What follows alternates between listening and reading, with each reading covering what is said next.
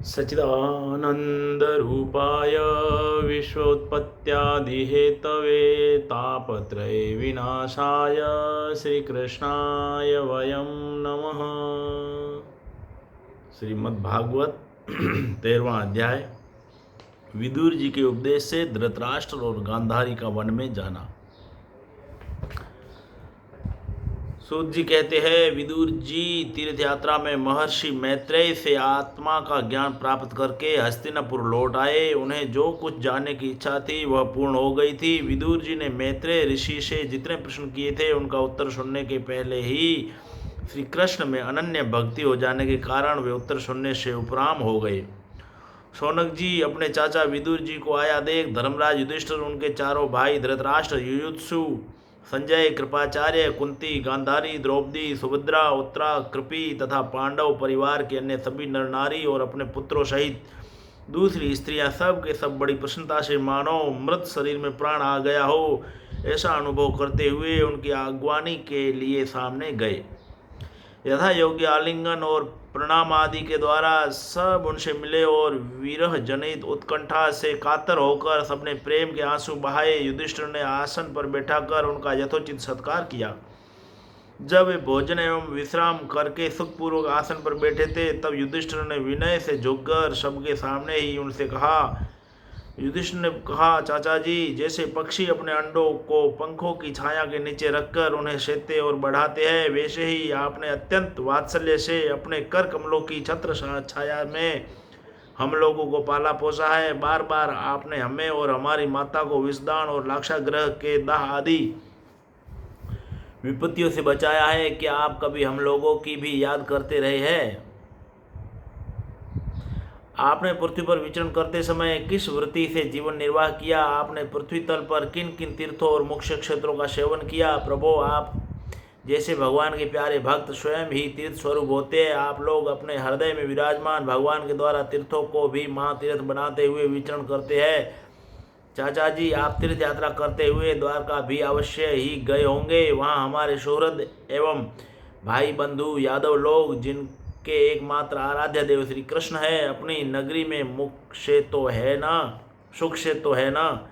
आपने यदि जाकर देखा नहीं होगा तो सुना तो अवश्य ही होगा। युधिष्ठिर के इस प्रकार पूछने पर विदुर ने तीर्थों और यदुवंशियों के संबंध में जो कुछ देखा और सुना और अनुभव किया था सब क्रम से बतला दिया। केवल यदुवंश के विनाश की बात नहीं कही। करुण हृदय विदुर जी पांडवों को दुखी नहीं देख सकते थे, इसलिए उन्होंने यह अप्रिय एवं आशय घटना पांडवों को नहीं सुनाई, क्योंकि वह तो स्वयं ही प्रकट होने वाली थी। पांडव विदुर जी का देवता के समान सेवा सत्कार करते थे। वे कुछ दिनों तक अपने बड़े भाई धृतराष्ट्र की कल्याण कामना से सब लोगों को प्रसन्न करते हुए सुखपूर्वक हस्तिनापुर में ही रहे।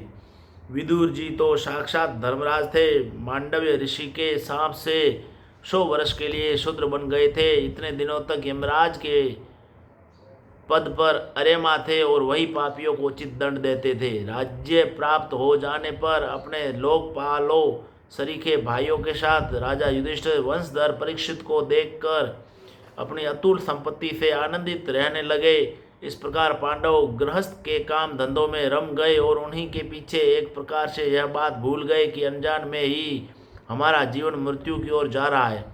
अब देखते देखते उनके सामने वह समय आ पहुंचा जिसे कोई टाल नहीं सकता।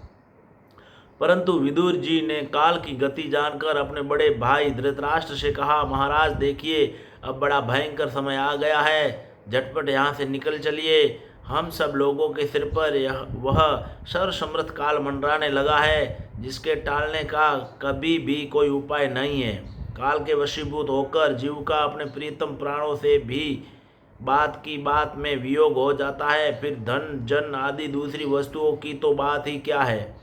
आपके चाचा, ताऊ, भाई, सगे संबंधी और पुत्र सभी मारे गए। आपकी उम्र भी ढल चुकी, शरीर बुढ़ापे का शिकार हो गया। आप पराए घर में पड़े हुए हैं। ओह, इस प्राणी को जीवित रहने की कितनी प्रबल इच्छा होती है। इसी के कारण तो आप भीम का दिया हुआ टुकड़ा खाकर कुत्ते का सा जीवन बिता रहे हैं।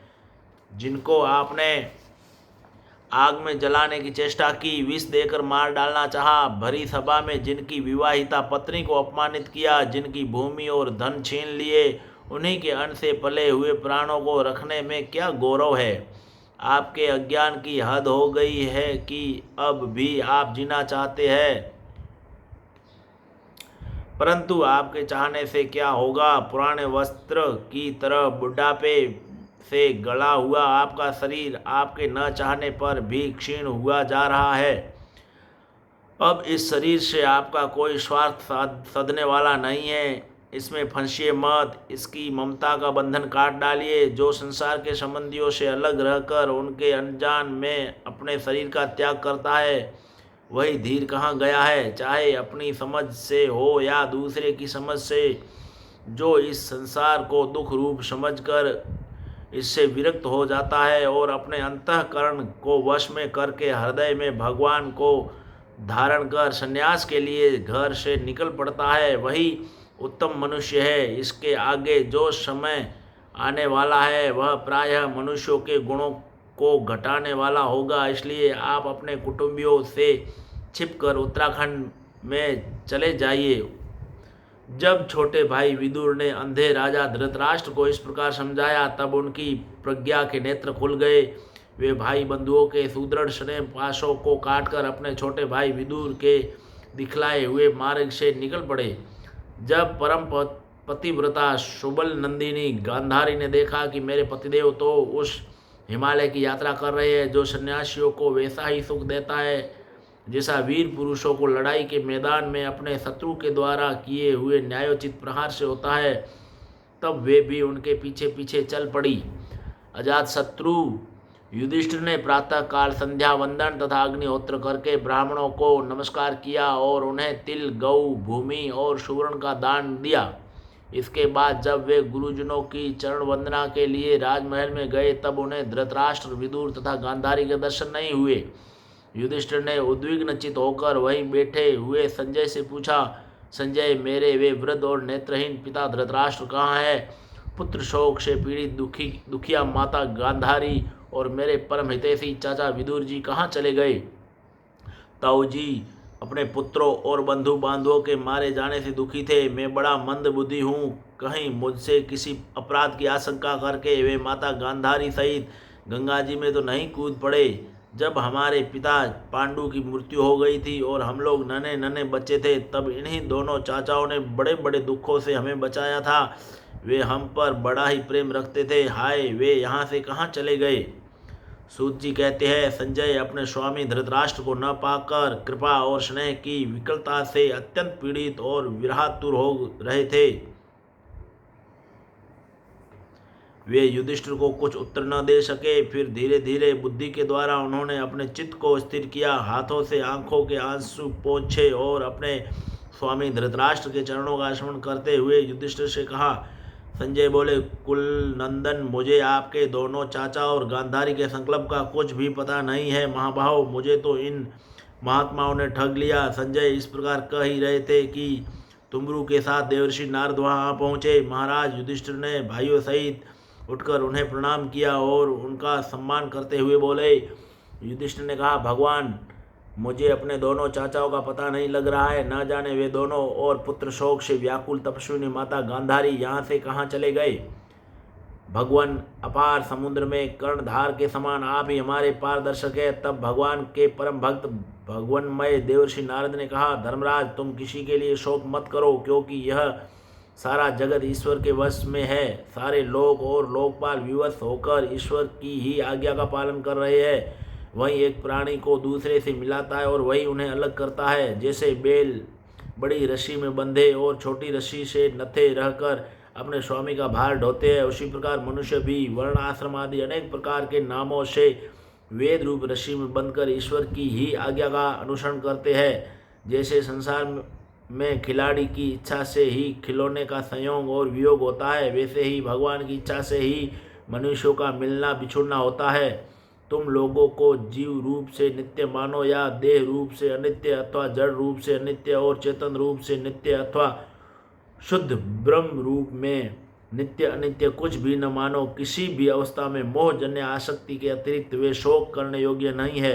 इसलिए धर्मराज, वे दीन दुखी चाचा चाची, असहाय अवस्था में मेरे बिना कैसे रहेंगे। इस अज्ञान जन्य मन की विकलता को छोड़ दो। यह पंच भौतिक शरीर काल, कर्म और गुणों के वश में है। अजगर के मुंह में पड़े हुए पुरुष के समान यह पराधीन शरीर दूसरों की रक्षा ही क्या कर सकता है। हाथ वालों के बिना हाथ वाले, चार पैरों वाले पशुओं के बिना पैर वाले, और उनमें भी बड़े जीवों के छोटे जीव आहार है।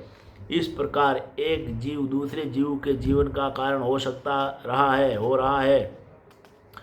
इन समस्त रूपों में जीवों के बाहर और भीतर वही एक स्वयं प्रकाश भगवान, जो संपूर्ण आत्माओं के आत्मा है, माया के द्वारा अनेकों प्रकार से प्रकट हो रहे हैं। तुम केवल उन्हीं को देखो। महाराज, समस्त प्राणियों को जीवन दान देने वाले वे ही भगवान इस समय इस पृथ्वी तल पर देवद्रोहियों का नाश करने के लिए काल रूप से अवतीर्ण हुए हैं। अब वे देवताओं का कार्य पूरा कर चुके हैं। थोड़ा सा काम और शेष है, उसी के लिए वे रुके हुए हैं। जब तक वे प्रभु यहाँ है तब तक तुम लोग भी उनकी प्रतीक्षा करते रहो। धर्मराज, हिमालय के दक्षिण भाग में जहाँ सप्त ऋषियों की प्रसन्नता के लिए गंगा जी ने अलग अलग 7 धाराओं के रूप में अपने को 7 भागों में विभक्त कर दिया है, जिसे सप्त स्रोत कहते हैं, वही ऋषियों के आश्रम पर धृतराष्ट्र अपनी पत्नी गांधारी और विदुर के साथ गए हैं। वहाँ वे त्रिकाल स्नान और विधि पूर्वक अग्निहोत्र करते हैं। अब उनके चित्त में किसी प्रकार की कामना नहीं है। वे केवल जल पीकर शांत चित्त से निवास करते हैं। आसन जीतकर प्राणों को वश में करके उन्होंने अपनी 6 इंद्रियों को विषयों से लौटा लिया है। भगवान की धारणा से उनके तमोगुण, रजोगुण और सत्वगुण के मल नष्ट हो चुके हैं। उन्होंने अहंकार को बुद्धि के साथ जोड़कर और उसे क्षत्र की आत्मा में लीन करके उसे भी महाकाल में घटाकाश के समान सर्व अधिष्ठान ब्रह्म में एक कर दिया है। उन्होंने अपनी समस्त इंद्रियों और मन को रोककर समस्त विषयों को बाहर से ही लौटा दिया है और माया के गुणों से होने वाले परिणामों को सर्वथा मिटा दिया है। समस्त कर्मों का संन्यास करके वे इस समय ठूंठ की तरह स्थिर होकर बैठे हुए हैं। अतः तुम उनके मार्ग में विघ्न रूप मत बनना। धर्मराज, आज से 5वें दिन वे अपने शरीर का परित्याग कर देंगे और वह जल कर भस्म हो जाएगा। गार्हपत्यादि अग्नियों के द्वारा पर्णकुटी के साथ अपने पति के मृतदेह को जलते देखकर बाहर खड़ी हुई साध्वी गांधारी भी पति का अनुगमन करती हुई उसी आग में प्रवेश कर जाएगी। धर्मराज, विदुर जी अपने भाई का आश्चर्यमय मोक्ष देकर हर्षित और वियोग देकर दुखित होते हुए वहां से तीर्थ सेवन के लिए चले जाएंगे। देवर्षि नारद यों कहकर तुबरू के साथ स्वर्ग को चले गए। धर्मराज युधिष्ठिर ने उनके उपदेशों को हृदय में धारण करके शोक को त्याग दिया। ओम श्री कृष्णाय वासुदेवाय हरे परमात्मने प्रणतः क्लेशनाशाय गोविंदाय नमो नमः।